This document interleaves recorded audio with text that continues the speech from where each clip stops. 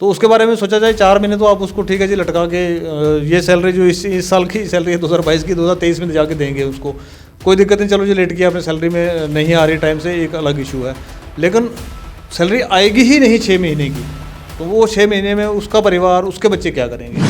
अगर वाकई में नीयत गवर्नमेंट की ठीक हो तो सीजनल टीचर्स को परमानेंट रखना चाहिए, ताकि जैसे बच्चे जैसे वापस स्कूल में आते हैं तो वही टीचर उनके साथ स्कूल में भी रहे। ठीक है जी, एक तो बच्चों का वो फर्क पड़ेगा, मेंटल असेसमेंट वो जो है वो अलग से रहती है। दूसरा ये है कि जो टीचर अभी 4 महीने 6 महीने टीचर रह गया है तो वापस आके वो बेचारा क्या लेबर का काम करेगा। नाज़रीन आदाब, आप देखें न्यूज़ 4, मैं हूँ आपका मेज़बान इम्तियाज़ नाइक।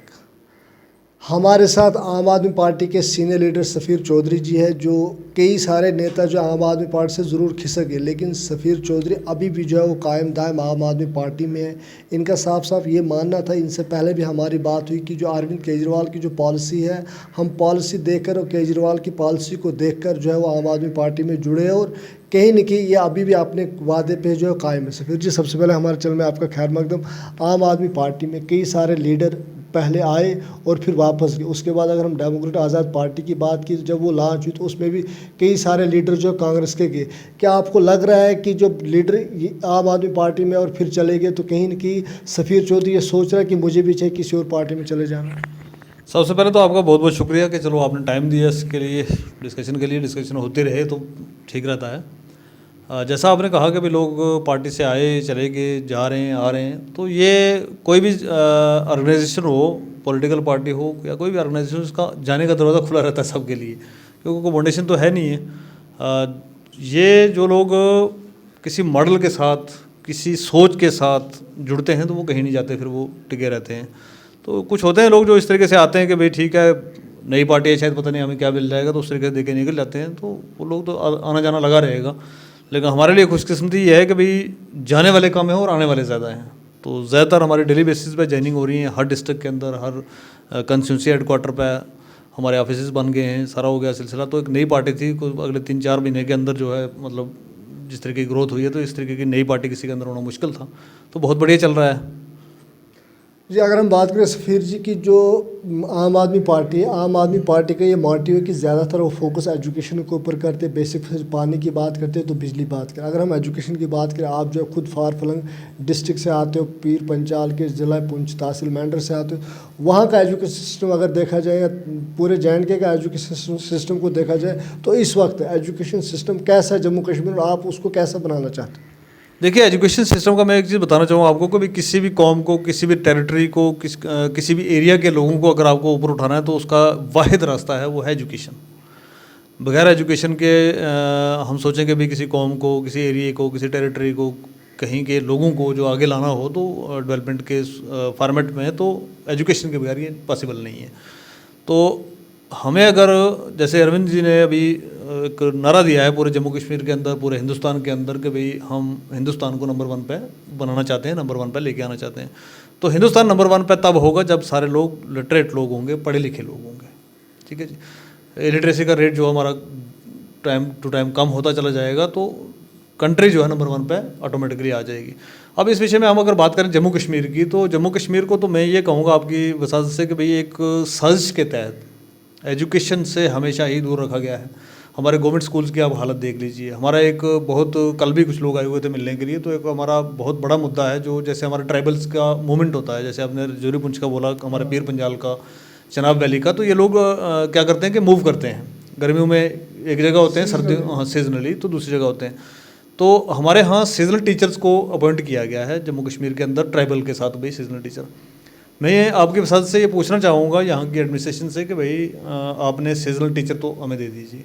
अब एक बात बताइए कि भाई सीजनल टीचर को आप लगा रहे हैं सिर्फ 6 महीने के लिए, 6 मंथ के लिए, वो भी 2 महीने तो आने जाने में लगते हैं, 1 महीना उनका मूवमेंट का आने का होता है, एक जाने का होता है, 2 महीने उसमें चलेगी।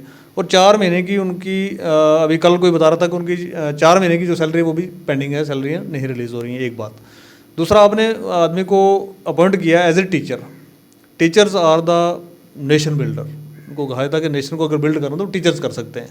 एक टीचर ही है जो चीफ मिनिस्टर पैदा कर सकता है, प्राइम मिनिस्टर पैदा कर सकता है, इंजीनियर्स पैदा कर सकता है, डॉक्टर्स पैदा कर सकता था।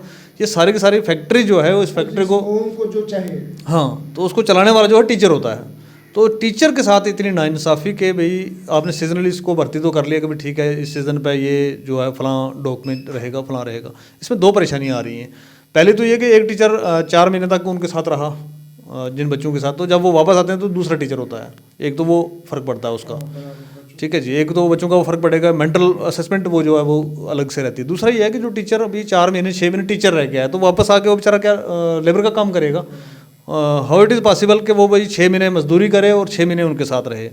तो मेरी आपकी वजह से जम्मू कश्मीर के मैं आपसे जानना चाहूँगा, क्या एक टीचर के लिए जब एक टीचर जो है वो 6 महीने बच्चों को पढ़ाता है, वो एज ए उस्ताद जाता है कि मैं एक टीचर हूँ, तो उसकी फैमिली भी एक उसी लेवल की रहती है, भाई हमारा बाप जो है वो टीचर है बच्चों को पढ़ाता है। जब 6 महीने के बाद बच्चे जो है वो सीजनली तौर पर नीचे आते हैं, ढोकू से नीचे आते हैं, उस टीचर को वो फिर मजदूरी की तरफ जाते। क्या लग रहा है आपको एक टीचर 6 महीने बच्चों को तालीम दे और वो कहे मैं सरकारी टीचर और दूसरे 6 महीने वो मजदूरी करें? बिल्कुल, देखिए इसी का यही चीज़ मेरे को कहनी है कि भाई ये एक तरीके का इस तरीके का सेटअप बनाया कि सिर्फ दिखाने के लिए, करने के लिए नहीं। अगर वाकई में नीयत गवर्नमेंट की ठीक हो तो सीजनल टीचर्स को परमानेंट रखना चाहिए, ताकि जैसे बच्चे जैसे वापस स्कूल में आते हैं तो वही टीचर उनके साथ स्कूल में भी रहे। जैसे किसी स्कूल में 4 लोग हैं, 6 लोग हैं, 2 लोग हैं, 8 लोग हैं, तो कहीं 2 सीजनल टीचर्स को भेज दिया भाई साथ में, अब बच्चे मूव कर गए तो वहाँ चले जाओ, क्योंकि स्कूल तो यहाँ पर डिफेक्ट नहीं ना होते, क्योंकि कुछ बच्चे यहाँ पर भी रहते हैं। तो वो जो उनका सिलेबस कवरिंग का जो सिस्टम रहता है कि वहाँ पर भी जो बच्चे ने पढ़ा, टीचर ने पढ़ाया, फिर वापस आके यहाँ पढ़ा, वो रहना चाहिए। एक तो ये मैं कहना चाहूँगा। दूसरा ये कि टीचर के भी तो बच्चे हैं, उसका भी एक परिवार है, तो उसके बारे में सोचा जाए। 4 महीने तो आप उसको ठीक है जी लटका के ये सैलरी जो इस साल की सैलरी है 2022 की 2023 में जाके देंगे उसको, कोई दिक्कत नहीं, चलो जी लेट किया अपने सैलरी में नहीं आ रही टाइम से, एक अलग इशू है। लेकिन सैलरी आएगी ही नहीं 6 महीने की, तो वो 6 महीने में उसका परिवार, उसके बच्चे क्या करेंगे? ये गवर्नमेंट को इसके ऊपर देखना चाहिए। और बहुत सारे ऐसे डिपार्टमेंट हैं हमारे जम्मू कश्मीर के अंदर, जैसे सीजनल टीचर का हो गया, ऐसे और बहुत सारे हैं जिनके लिए कोई पॉलिसी है ही नहीं। मतलब विदाउट पॉलिसी ये लोग एंगेज किए हुए हैं। विदाउट पॉलिसी हर साल एंगेजमेंट होती है। पहले इनको 4,000 दे रहे थे, तो मैं आपके साथ से ये भी इनका अली साहब का शुक्रिया अदा करूँगा कि 4,000 से उनको कहीं 9-10 हज़ार किया है। अभी 10,000 तो दिया है, लेकिन उनका ये भी बच्चों का बनना नहीं ना कुछ भी। अब इस महंगाई के दौर में जहाँ पर सिलेंडर 1200-1300 रुपये का मिल रहा है, राशन इतना महंगा हो चुका हुआ है, इतना सारा सिस्टम हो चुका होता है, एक टीचर जो बेचारा एक बच्चों को पढ़ाने वाला, तो वो लेबर का काम तो आगे वापस करेगा नहीं। तो एक मेंटली टॉर्चर का तरीका जो है उसके साथ भी, साल के बाद 4 महीने उसको लगवा दिए, 8 महीने वो घर पे बैठा रहा, तो फिर वो 8 महीने घर पे बैठ के क्या करेगा? उसका खुद का परिवार है, वो सारी चीज़ें। तो मैं आपकी वजह से कहना चाहूँगा कि भी इन सीजनल टीचर्स को परमानेंट किया जाए। दोस्तों, सरकार ने एक आर्डर भी निकाला कि जो बायोमेट्रिक अटेंडेंस है वो एक सरकारी मुलाजिम के लिए बहुत ही अहम ज़रूरी है। अगर बायोमेट्रिक की बात की जाए तो 6 महीने जब एक उस्ताद जो है वो अपने स्कूलों में जाता है तो वो एक टीचर ही माना जाता है, तो बाकी 6 महीने से वो बायोमेट्रिक कहाँ से लाएगा? हाँ, कहाँ से लाएगा बायोमेट्रिक? चलिए, बायोमेट्रिक का तो एक ठीक कंसेप्ट है, चलो जो अटेंडेंस का पता लगता है, गवर्नमेंट उस पर नज़र रखती है, एक अच्छी बात है। लेकिन जो सीजनल टीचर हमारा ढोक में चला गया, तो वो बायोमेट्रिक बेचारा वहाँ से कहाँ से करेगा या क्या करेगा वो? अब इन्होंने डीडीओज को भी एक आर्डर दिया कि जब तक किसी टीचर की बायोमेट्रिक अटेंडेंस आपको 1 महीने की मिलती है, तब तक जो है वो उसे सैलरी नहीं दी जाएगी। तो जो सीजनल एक टीचर है, जो सरकार की पॉलिसी, क्या लग रहा है आपको कि सरकार की पॉलिसी एजुकेशन के लिए? हमारी जंग जो है ना, हमारी जंग जो सरकार के साथ, वो एक ही बात है कि सरकार की कोई पॉलिसी है ही नहीं है। मतलब सिर्फ सीजनल टीचर के लिए नहीं, बाकी भी किसी के लिए कोई पॉलिसी नहीं है। आप देख रहे होंगे हमारे जम्मू के तो सारे पार्क, सारे ब्रिजेस सब भरे पड़े हैं कि भाई कहीं पर कोई स्ट्राइक कर रहा है, कहीं पर कोई कर रहा है, चैलेंजेस तो हैं। तो स्पेशली मैं इन सीजनल टीचर के लिए कहना चाहूँगा आपकी वजह से, एलजी एडमिनिस्ट्रेशन से, कि भाई इनको परमानेंट किया जाए। और ये अगर इनको आप 4-6 महीने के लिए ढोकों में भेजते हैं seasonal as a season teacher, तो 4-6 महीने उसी स्कूल में क्यों ना रहें? ये प्राइमरी स्कूल, मिडिल स्कूल, जो भी नियर बाई जिस एरिया के बच्चे मूव करते हैं, तो उस एरिया के अंदर ये क्यों ना टीचर रहे। और टीचर को भी लगे कि चलो ठीक है यार, टीचर है, एक परमानेंट टीचर है, वो पूरा साल बच्चों को पढ़ाएगा, तो एक वो मेंटल सेटअप रहता है उसका भी कि किस तरीके से। ये तो मेंटली ही मतलब इम्बैलेंस कर दिया आदमी को कि भाई वो 6 महीने के लिए सोचता रहेगा, जब वो 4 महीने ड्यूटी पे होगा बेचारा, तब भी वो सोचता रहेगा अगले 4 महीने में क्या करूँगा। तो वो अपना कंसंट्रेट नहीं कर पाएगा, पढ़ा नहीं पाएगा, पूरा नहीं कर पाएगा। तो इसके ऊपर सरकार को नोटिस लेना चाहिए। सैलरी 10,000 देने से कुछ नहीं होने वाला। इनकी एक पॉलिसी बने कि इस पॉलिसी के तहत ये बच्चों के साथ जो शिफ्ट करेंगे, इतने टीचर जाएंगे, वापस आएंगे, फिर कौन से स्कूल में रहेंगे, कैसे रहेगा, तो इसके ऊपर पूरा फॉर्मेट बनाने की ज़रूरत है। तो मेरे को लगता है कि बहुत सारी हम पहले भी विरोधात ये करते रहे हैं आपके माध्यम से, तो सरकार जो है सुनती नहीं है किसी की भी। और सरकार के पास कोई इस तरीके का सेटअप नहीं है कि जिस तरीके से कोई चीज़, कोई पॉलिसी में कुछ उतारा जाए कि भाई ये है, ये बंदा अपॉइंट किया है, इसकी अपॉइंटमेंट कब तक चलेगी, कैसे रहेगी, इसका रिटायरमेंट के बाद क्या होगा, एक स्ट्रक्चर बनना चाहिए। फिर जी मैं आपसे जानना चाहूँगा कि सियासत में जब आप आए आम आदमी पार्टी में, तो हर एक पार्टी के लीडर्स को तवक्कात होती है कि हमारी पार्टी जो इक़्तिदार में आएगी।